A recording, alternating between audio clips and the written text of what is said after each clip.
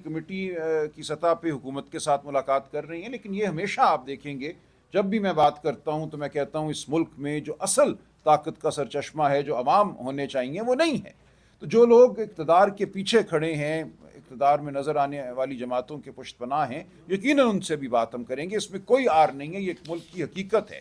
ہم یہ سمجھتے ہیں کہ ان کا رول نہیں ہونا چاہیے، ہمارا آئین اور قانون اس کی اجازت نہیں دیتے، لیکن اس کے باوجود ایک حقیقت ہے، ایک زمینی حقیقت ہے کہ ان کا رول ہے۔ ایجنسیاں موجود ہیں، ہمارے لوگ اغوا بھی ہوتے ہیں، ہم مشکل کا سامنا کرتے ہیں، تو ہم ہر سطح پہ گفتگو کریں گے۔ سر جب معاملہ ہائی کورٹ میں پہنچا ہے، کیس ختم ہوا ہے، لیکن ساتھ ہی حکومت ایک اور کیس جو دائر کر دیتی ہے اور ٹرائل کورٹ کے اندر دوبارہ پھر سے معاملہ شروع ہو جاتا ہے، جس کے بعد خان صاحب جو ہے دوبارہ پھر سے ان کا جو جیل کے اندر دورانیہ ہے بڑھ جاتا ہے، تو اب آپ کو کیا لگتا ہے کہ اس کیس کے بعد خان صاحب باہر آ سکیں گے یا حکومت کی جانب سے مزید کوئی کیس جو ہے وہ دائر کر دیا جائے گا اور خان صاحب کا دورانیہ جیل کے اندر مزید؟ دیکھیں، آپ ٹھیک کہہ رہی ہیں، جھوٹے مقدمے بنانا تو کوئی مشکل کام نہیں۔ میرے اوپر 18 فوجداری مقدمے جو ہیں پچھلے 1 مہینے میں بن چکے ہیں۔ روز میں اٹھتا ہوں، مجھے پتہ چلتا ہے میں نے کہیں آگ لگا دی ہے، میں نے کہیں حملہ کر دیا ہے، تو یہ تو ہوتا رہتا ہے، ٹھیک ہے، ہوگا، لیکن میں یہ سمجھتا ہوں کہ ہم ان مقدموں کا سامنا کرتے رہیں گے اور فیصلہ عوام کرے گی۔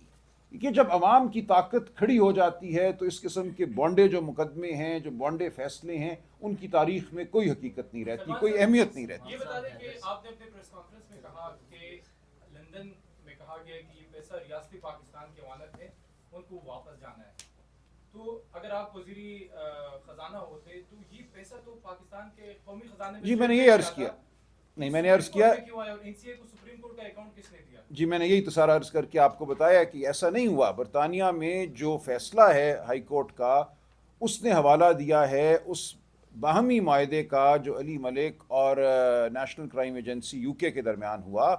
اس معاہدے میں یہ لکھا ہوا ہے کہ یہ پیسہ جو ہم نے فریز کیا ہے، اس کو ہم ڈی فریز کر رہے ہیں تاکہ اس کو سپریم کورٹ کے اس اکاؤنٹ میں ڈالا جائے جو بحریہ ٹاؤن کی زمین کی ادائیگی کے لیے کھولا گیا ہے۔ یہ اس معاہدے میں لکھا ہوا ہے۔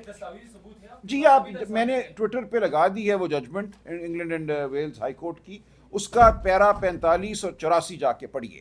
انہوں نے اس میں اس معاہدے کا حوالہ دیا اور کا معاہدہ ہوا ہی یہ تھا، اس کا حکومت پاکستان سے کوئی تعلق ہی نہیں ہے۔ یہ بالکل ایک غلط بیانیہ ہے کہ وہاں سے پیسہ جو ہے خزانے کے لیے بھیجا گیا تھا اور یہاں کابینہ نے اس اکاؤنٹ میں بھیج دیا، بالکل یہ بے بنیاد اور لغو بیانیہ ہے۔ اچھا سر بتائیے گا، ایک تو قاضی فائد عیسیٰ کی جو ججمنٹ ہے وہ اس میں بھی لکھا گیا ہے فیصلے کے اندر جو برطانوی عدالت کا فیصلہ ہے وہ ناصر جوید رانا صاحب کی عدالت میں کیوں نہیں رکھا گیا؟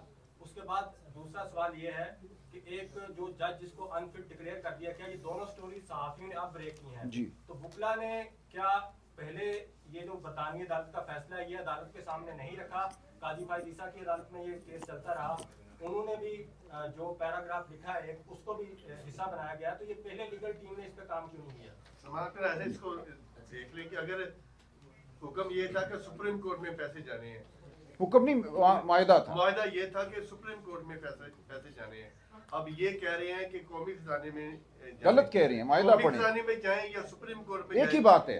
کرپشن کہاں پہ ہوگی؟ کوئی کرپشن نہیں ہے۔ دیکھیں سپریم کورٹ میں بھی اگر آپ ایک لمحے کے لیے بھول جائیں کہ برطانیہ میں معاہدہ کیا تھا، برطانیہ کی عدالت نے کیا کہا ہے، سپریم کورٹ کے اکاؤنٹ میں پیسہ ڈالنا کوئی بحریہ ٹاؤن یا ملک ریاض کی جیب میں پیسہ ڈالنا تو نہیں ہے، وہ تو سپریم کورٹ کے ہاتھ میں ہے نا۔ سپریم کورٹ نے فیصلہ کرنا تھا کہ یہ پیسہ ہم کس کو دیں، اور انہوں نے فیصلہ کر دیا۔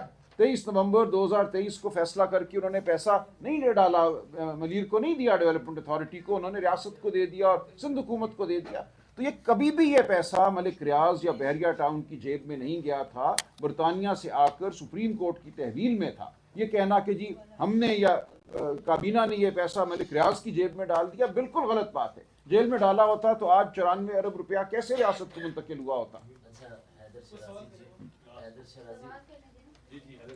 شرازی جیو نیوز سے، پاکستان میں سیاسی قیادت کو مائنس کرنے کے لیے مقدمات ہوتے رہے ہیں ماضی میں بھی، چاہے وہ الطاف حسین کی طرح ہو یا نواز شریف کی طرح، جس طرح آپ بھی ہائی پروفائل کیسز کرتے رہے۔ اس دوران آپ کہہ رہے تھے مجھے جیل جانے نہیں دیا گیا، القادر ٹرسٹ کا جس دن فیصلہ ہونا تھا۔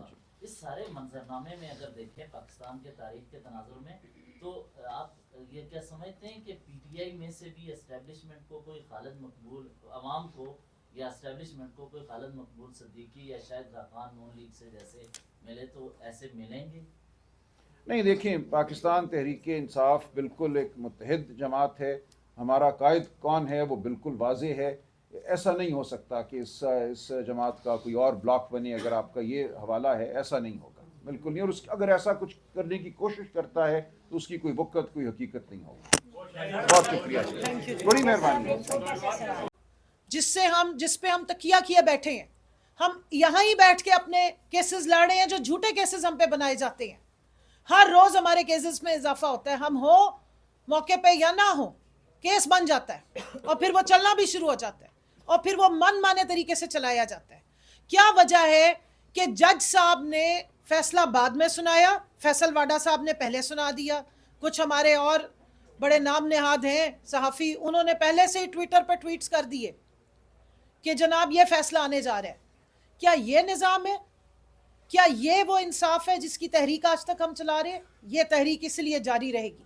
اور جہاں تک بشرا بی بی کا کردار ہے، آپ پروٹیسٹ کرتے ہیں، اور جو بشرا بی بی کے ساتھ ظلم و ستم کیا گیا ہے، ناجائز طریقے سے ان کو قید کیا گیا ہے. میں یہاں یاد کرا دوں کہ 2 دفعہ اس فیصلے کو مؤخر کیا گیا اور پچھلی پیشی پہ یہ بیان بازی کی گئی کہ جی وہ پہنچے نہیں، وہ ڈرے ہوئے تھے.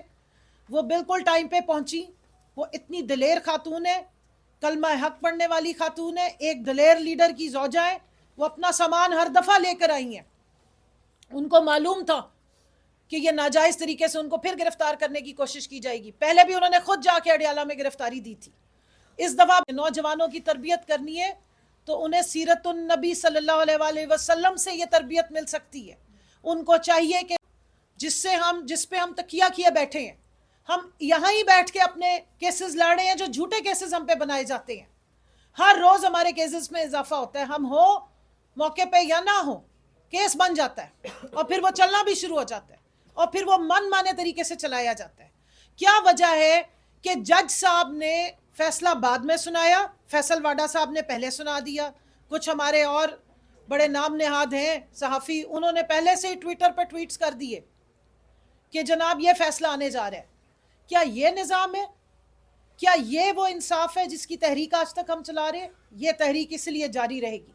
اور جہاں تک بشرا بی بی کا کردار ہے، آپ پروٹیسٹ کرتے ہیں، اور جو بشرا بی بی کے ساتھ ظلم و ستم کیا گیا ہے، ناجائز طریقے سے ان کو قید کیا گیا ہے. پچھلی پیشی پہ یہ بیان بازی کی گئی کہ جی وہ پہنچے نہیں، وہ ڈرے ہوئے تھے. وہ بالکل ٹائم پہ پہنچی. وہ اتنی دلیر خاتون ہے، کلمہ حق پڑھنے والی خاتون ہے، ایک دلیر لیڈر کی زوجہ ہے. پروٹیسٹ کرتے ہیں اور جو بشرا بی بی کے ساتھ ظلم و ستم کیا گیا ہے، ناجائز طریقے سے ان کو قید کیا گیا ہے. میں یہاں یاد کرا دوں کہ 2 دفعہ اس فیصلے کو مؤخر کیا گیا اور پچھلی پیشی پہ یہ بیان بازی کی گئی کہ جی وہ پہنچے نہیں، وہ ڈرے ہوئے تھے. وہ بالکل ٹائم پہ پہنچی. وہ اتنی دلیر خاتون ہے، کلمہ حق پڑھنے والی خاتون ہے، ایک دلیر لیڈر کی زوجہ ہے. وہ اپنا سامان ہر دفعہ لے کر آئی ہیں. ان کو معلوم تھا کہ یہ ناجائز طریقے سے ان کو پھر گرفتار کرنے کی کوشش کی جائے گی. پہلے بھی انہوں نے خود جا کے اڈیالہ میں گرفتاری دی تھی. اس دفعہ جس پہ ہم تکیہ کیے بیٹھے ہیں، ہم یہاں ہی بیٹھ کے اپنے کیسز لڑ رہے ہیں جو جھوٹے کیسز ہم پہ بنائے جاتے ہیں. ہر روز ہمارے کیسز میں اضافہ ہوتا ہے. ہم ہو موقع پہ یا نہ ہو، کیس بن جاتا ہے اور پھر وہ چلنا بھی شروع ہو جاتا ہے اور پھر وہ من مانے طریقے سے چلایا جاتا ہے. کیا وجہ ہے کہ جج صاحب نے فیصلہ بعد میں سنایا، فیصل واڈا صاحب نے پہلے سنا دیا. کچھ ہمارے اور بڑے نام نہاد ہیں صحافی، انہوں نے پہلے سے ہی ٹویٹر پہ ٹویٹس کر دیے کہ جناب یہ فیصلہ آنے جا رہا ہے. کیا یہ نظام ہے؟